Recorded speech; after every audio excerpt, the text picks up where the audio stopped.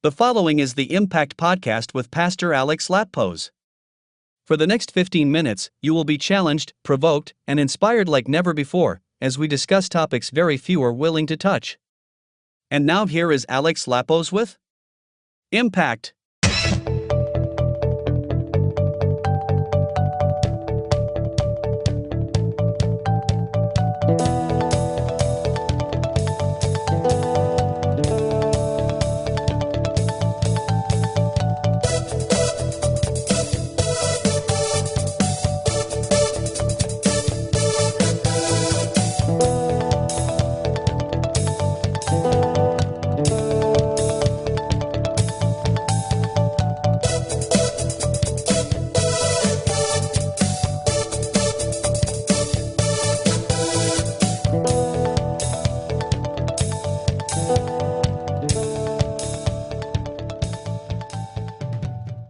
I've had a hard time believing the theory of evolution, and not because I'm a Christian. There are some things my rational mind just can't get around, beginning with the foundational presuppositions of this viewpoint. None of these have been proven. They've only been assumed. Let's face it, we all come to the search for truth with previously held assumptions which require a degree of faith. And so even though the common view is that faith and science are not compatible, it's clear to me that believing in evolution requires a considerable measure of faith, a lot more than most are willing to admit. So here are the presuppositions of those who support random chance mindless evolution. They are: in order for evolution to work as a purely random natural process, you have to presume without evidence that something can come from nothing, that life has emerged from non-life, that consciousness has developed from non-consciousness, that all species have evolved from a single-cell ancestor over eons of time, that one species can in time, through exposure to external stimuli and/or a series of mutations, can evolve into a brand new species, that order, precision, and predictability can emerge from chaotic chance. How can any of these assumptions be proven? They would have to be repeated over and over again through the scientific method, and no one has even come close. Now, there have been some elaborate attempts by some to redefine nothing as not the absence of something, that there's never been an absolute nothing. But that brings up the question, if nothing is really something, then where did the something in nothing come from? Such as the strings in string theory, or the law of gravity, which the late Stephen Hawking asserted brought about the universe.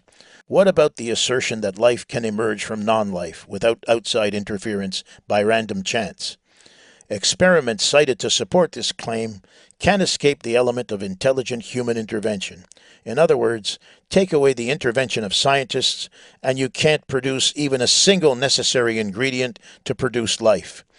And I'm not convinced you can, to any significant degree, with the intervention of scientists. In my opinion, to make the point, you'd have to throw chemicals on a table, wait and hope that somehow they can come together to produce some kind of life, given enough time, on their own, and who can live that long to observe it and to repeat it. Furthermore, you have to disregard that someone would have to arrange them to be thrown on the table in the first place, which would mean that it's no longer chance, is it? All human intervention would have to be removed. Now, some experiments have succeeded in producing amino acids through painstaking processes, but in order to produce a single living cell, it would require 100 of them to appear simultaneously by chance. That's like 100 blind men all solving a Rubik's Cube all at the same time. It's not likely to happen, not in 1,000,000 years and not in 60 million years. There are some other details I just can't get my head around. For example, how did nature evolve from single cell division to reproduction by male and female agents through copulation? How did random chance know, so to speak, to develop male and female in each species and make them physically compatible to reproduce? I can't understand how evolving incomplete genitalia can reproduce anything, much less how species develop male and female compatible counterparts in the first place. It's as if chance had a directed agenda, which if it did, would not be chance at all. Could it be all designed? Well, one scientist has said it may look designed, but it isn't. Well, that's about as foolish a statement as I've ever heard. What about the development of hearts, lungs, digestive systems, nervous systems, etc.? Progressively developing complex biological systems can't work until they are completed. This all by chance over an extended period of time. This is very hard to swallow, to say the least. Incomplete biological systems cannot live, for lack of a better term, unless complete and fully functioning from the start. I've got a lot more questions. Why do some animals eat plants and some eat each other? How does a carnivore develop its taste for meat over millions of years? And why does it eat meat in the first place? The absence of clear transitional forms in the fossil record makes me doubt as well. It appears the creatures found in the rocks are fully formed. The so-called transitional forms put forward over the years by scientists stretch the limits of my comprehension, to say the least. They are in dispute even in the scientific community, and there just aren't enough of them, if any at all. Besides, you would expect to find millions of them over millions of years in the fossils, and they're simply not there. Even Darwin himself wondered, why, if species have descended from other species by fine graduations, do we not everywhere see innumerable transitional forms? Evolutionists strain at producing even a single viable transitional form. Oh, they've creatively produced one or two, so it seems. Nevertheless, you would need to produce transitional forms between species for every species on Earth to make the point, and science has not even come close. Hence the rise of neo-Darwinism, which states that mutations are essential to the theory, but not just any old mutations, but mutations that improve the species and in time transform it into a completely new species. None of this has ever been observed nor reproduced in a lab to this day. There are some experiments with bacteria that might support the theory, except that no matter how much they are manipulated by scientists, they still produce, you guessed it, bacteria. Dogs produce dogs. Cats produce cats, mice produce mice, etc., and they can't interbreed. Lions can mate with tigers because they're both cats, but rats can't interbreed with rabbits. Now, I'm just a simple preacher, a layman with regard to scientific issues, but evolution is now facing some serious challenges from various sources of expertise.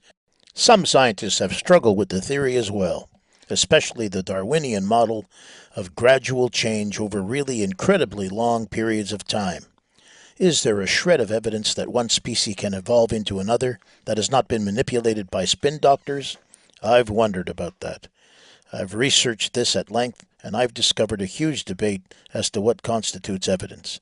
I found a whole bunch of examples were given of changes within species, like mosquitoes developing immunity to pesticides and elephants emerging without tusks. But there was not much else. One person even appealed to the fact that the fossil record contains species that no longer exist. How this supports evolution, I'll never know. But anyway, so there are definitely problems. And so to counter the problem with Darwinian evolutionary theory, some scientists have conjured up the notion of punctuated equilibrium, that new species popped onto the scene suddenly out of nowhere. It's a thought, but how do you explain it? I guess if you believe something can pop out of nothing, it's a small step to believe that new species can suddenly emerge out of nowhere. Now, I'm not anti-science, if you define it as a method of discovering truth through observation and the testing of hypotheses through experimentation. But I am wary of science that is established before the fact that all there is all there is and came about by some unlikely process that defies astronomical odds. That to me is a form of religion because it requires a lot more faith than believing that God created the heavens and the earth. So as far as I'm concerned, evolutionary theory is a faith-based philosophy. I have reason to doubt Darwinian evolutionary theory. I assert its presuppositions require as much faith as believing in God, and in my opinion more. I acknowledge that variations occur within species, no question about that, there's plenty of evidence for that, but not new species emerging from existing ones. That's another matter altogether. So the debate will continue to the end of time. The only thing I will say in favor of a theistic position is that one would expect God to create a universe of laws, predictability, order that remain constant. How random chaos can produce this is beyond my intellectual capabilities. That was the belief of the fathers of modern science, who were mostly believers, and even atheist scientists admit that modern science owes a lot to the Christian faith.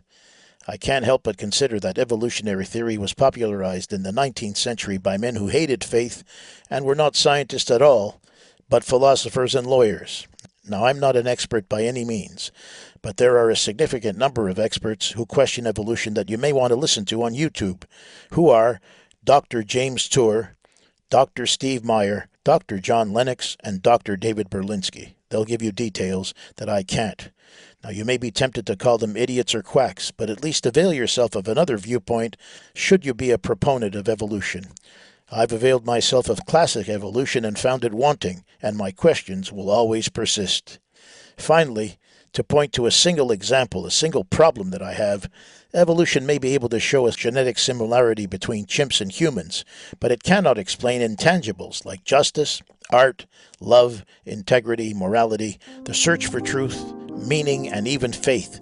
That distinguishes us from all animals. I speak as a Christian now.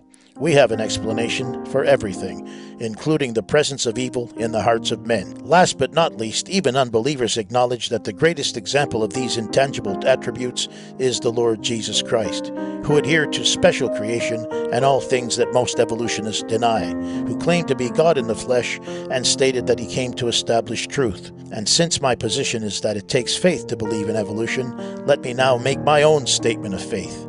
I can't imagine in any way, shape, or form how evolution could produce a figure as splendid as Jesus Christ, who in identity, legacy, and effect on human history goes beyond anything the theory of evolution could possibly explain.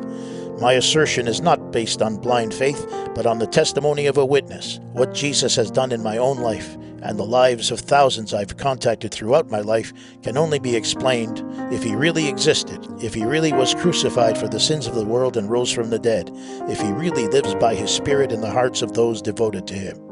His lofty principle of love, mercy, and grace rises above the dehumanizing effects that evolution has had on the world. We're more than animals. We're created in the image of God, and every one of us has intrinsic value. Evolution has dominated our culture, and we're not better for it. But Jesus Christ makes for better people in those who truly believe in him, and even in those who don't, but value his principles. Yes, it's faith for sure that I'm speaking, but it's faith that can be backed up by evidence. Evidence that many don't even know about because they've already convinced themselves that such evidence doesn't exist. In the meantime, the discussion between faith and science has intensified as more and more scientists are drifting away from Darwinian evolutionary theory. Many of them are afraid to speak up against it publicly, and no wonder, because it's almost sacrilege to oppose it, and it comes with serious repercussions. In any case, they have problems with it as I do, and so I'm in good company. Let your kingdom come, let your will be done, let your glory be made known in our city. Let your grace abound as our praise resound. Let your love through us be shown in our land.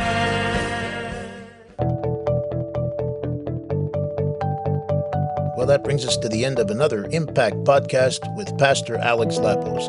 I'd like to take some time to tell you about some of the other resources we offer on this YouTube channel, The House Montreal. You can join our live service on Sunday at 2:30 p.m., or if you're not available to do that, you can join us for our Bible study posted on Wednesday morning on this same YouTube channel, The House Montreal. If you'd like to write to me, you can do so at pastorlappos@gmail.com. That's pastorlappos, Lappos, @gmail.com. Or you can join us at our website at www.thehousemontreal.org. That's www.thehousemontreal.org, so you can find out all you can about this church ministry. And now this is Alex Lappos saying, may the Lord bless you and keep you, and may his abiding presence be with you always. Bye-bye now.